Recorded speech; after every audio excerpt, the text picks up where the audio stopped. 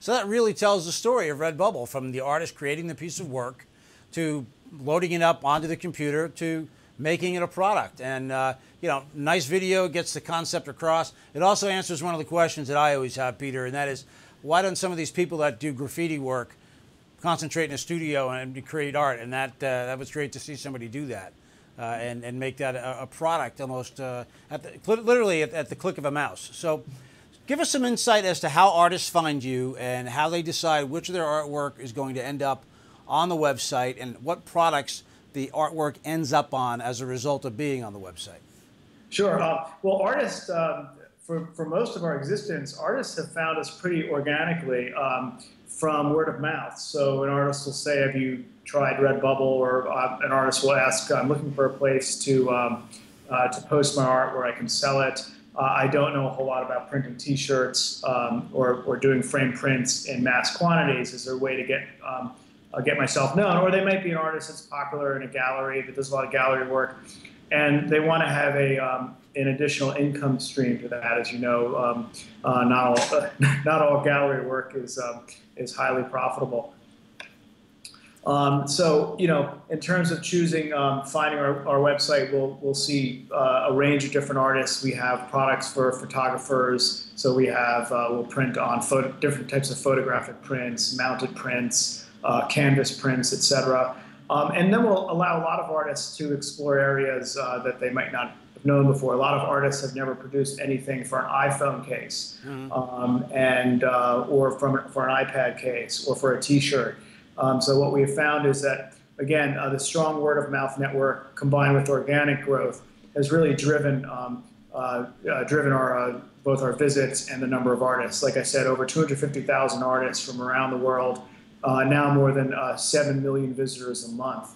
So we've turned a community of artists together. We've coupled that with a really lively marketplace. And now this is one of the first one of the first interviews we're doing to get the word out about redbubble.com. Most artists and most buyers have found us very organically through Google, etc.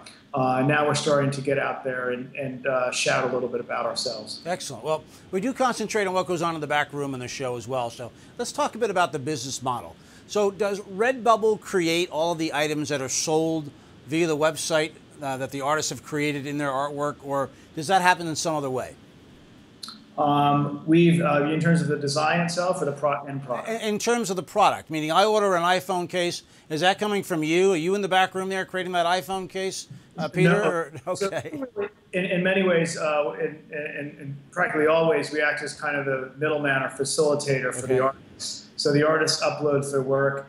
We effectively introduce the artists through a number of vendors that we partner with to do the printing, to coordinate the shipping. So we basically facilitate everything the artist needs to get that work printed once it's ordered, to make sure it's shipped on time, that the consumer has the ability to track where the order is, that they have customer service to find out where it is.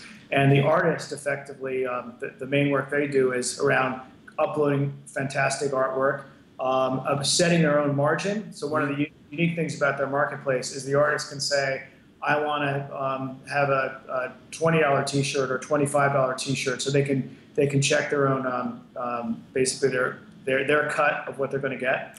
We maintain a base price for everything, and of course to pay for our costs. But you'll notice one of the strange things about RedBubble is that the prices seem very strange. They're not standardized in any way, and that reflects the really democratic nature of how we've approached pricing. Artists seem to appreciate that. Yeah, and that makes it all the more fun for an artist to fool with the pricing as well, and to learn that side of the business. Because as anybody knows, whether it's show business or art, I mean, the word show has the word business in it as well. Artists have a business to run, and artists have to make an income. And so this is a great outlet for them to, first of all, sell their artwork. Second of all, experiment a bit with pricing. And third of all, know what attracts the consumer to their product. So now you, as the Chief Community Officer, you've got a new job to do. As you've mentioned, a lot of your customers have come through you organically. You are now embarking on a new marketing campaign. So for a leader like you that has to now take something that really didn't have a consumer marketing bent to it and now bring it to the consumer, tell us some of the planning that goes into that and how you present the message. Sure.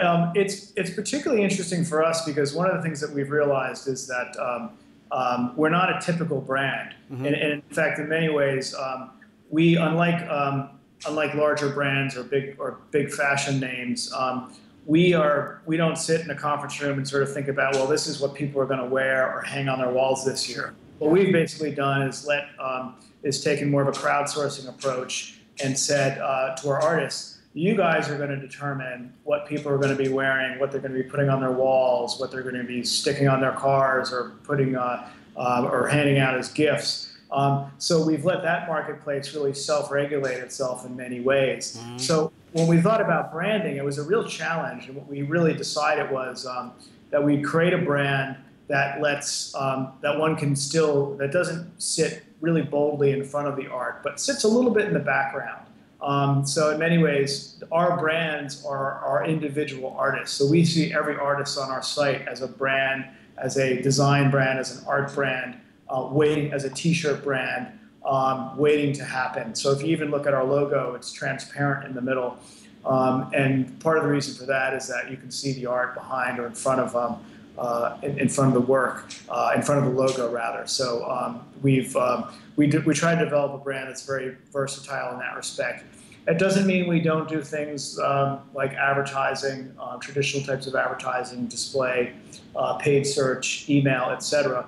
But one thing that we make sure we maintain in every outreach we do, and it doesn't even have to be written on the walls at our company because it's such a inherited value in what we do, is that we honor the art. So whether it be the type of product we print on, the type of canvas we use, the type of papers, we make sure that if an artist, when the artist sees that, they're going to be happy with what they saw. We also found that the consumer is willing to pay for that level of quality. Okay. Now you mentioned RedBubble. You mentioned the people who work at RedBubble. What is the size of the company? Where is the company located besides, is it just San Francisco? I think the origins are Australia. Tell us a bit about how the company is structured. Sure. We have a headquarters in Melbourne, Australia, where it was founded, and a growing presence in Mountain View, California, with a little satellite office in San Francisco, where a number of our folks live here. So really duly located. The management team is split across both offices, about 60 people in total. One of our largest teams is obviously customer service. We take our job as retailers very, very seriously. So it's not merely an artist community. We want to make sure that the artist is not going to they're not going to get a future sale if we're not taking care of customers. So in many ways, we're set up like a traditional retail shop. But imagine a retail store that also includes artists from our community, people who do graffiti painting, people who do design T-shirts, people who've spent years developing themselves as illustrators, model makers, and other types. That's really part of the creative soup that is the DNA of our company. And it also reflects our brand. So again, when we went to build our brand, we didn't look at brand as something that the marketing department came up with. The brand is something is kind of a note that the whole company vibrates around, and I think that's really important. So the brand is also, it is as internal as it is external. So when we produce something like a brand statement or a document, we make sure that that's something that the entire company, including the staff, buys into. Particularly those folks who are interacting with our artists day to day, because we want to make sure that the authenticity of our origins really holds true, even as we grow. We've been experiencing growth in excess of 100% for the last several years. Wow. It looks like that's going to continue. We want to make sure that we're not losing any part of that brand and that authenticity as we grow. Now, when it comes to your branding, is your branding something that was created in-house, or have you gone to an outside agency to create the branding for RedBubble? Most of the research was done internally. So, but we've had some help along the way in terms of graphic agencies to really help bring us together. And we often we're very passionate about the brand and what we do. And oftentimes, you do need outside people to come in and moderate and kind of act as your brand, as kind of almost counselors and mediators, therapists, if you will. Sure. Because when you're that passionate about a brand and what it is and how it's expressed, it's often helpful to have people who've gone through that process before take you through it as well. But I have to say that everything that we've generated is not, nothing has been really generated externally. It's all come from the heart of the brand, which sits with the employees who work here, the people involved in the community and customer service, and again, the designers, many of whom, many of the folks on staff are also designers on RedBubble, and you can buy their T-shirts and their own work as well. Okay. Okay. Now we have a couple of shots and examples of some of the products that you offer at RedBubble. So I think the first thing we're going to put up is an iPad case that is created by an artist. So we'll take a look at that. Now, so this is an iPad case, and what would this typically be printed on? This is printed on a type of plastic, and it's actually it's the quality level of it is pretty high. You can actually drop this thing a few times, and the ink is tattooed using a process, a tattooing type process. So it actually the ink absorbs under the surface of the plastic. So it's got some layering to it, and very high quality. I've used our iPhone cases for years now, and they're difficult to break. In fact, you kind of want to switch them out because there's so many beautiful options. Yeah. But you don't necessarily have to. So this kind of reflects. This is one of our illustrators. We have so many different themes on the site that if you're looking, whatever your interest is, if you're interested in old machinery, if you're interested in bicycles, if you're interested in literature, you can literally spend hours on the site going through the work. We have more than 10 million designs on the site in all sorts of categories, internet memes, etc. Many of which we don't even understand when they're first coming out, and then we slowly see them build, and then we say, oh, we've got 1,000 designs around broccoli or bacon or whatever it might be. Yeah. So, but on that iPad design there, on that cover, did the artist decide that they would like their artwork to appear on an iPad cover and an iPhone, but not on a T-shirt and not on a canvas? Or how does that process work? Yeah, we let them make that choice because we feel that there are a number of products. There may be products that artists are not comfortable designing for. Some artists, for example, want to design for adult clothes. Some of them want to design for adult and kids clothes. Okay. And the same with iPad. So you could choose to be on an iPad, an iPhone, etc. Or you can. There are some cases where you can design for one template, and we can extend it to other templates. So you could be on a sticker and a T-shirt with the same design. So the artist has a lot of choice in terms of that. They also even have the choice of whether they want to work for sale. They can post. A lot of artists will post their work on the site, build a portfolio, but not actually offer everything for sale right away. Maybe they want to show a preview, etc. So a lot of flexibility for the artist. One thing will pop up now, you mentioned covers, phone covers. So we also have a shot of a phone cover or two here in this next shot that we have. Again, these are other choices that folks can go on the website, find the artwork, and if it's available on a cover, they can put it on a phone cover. It's pretty ingenious stuff. I think RedBubble is really serving a great need here in the arts community by connecting artists to commerce, and it's really a commendable business plan, and I wish you lots of luck in this marketing campaign to get the word out.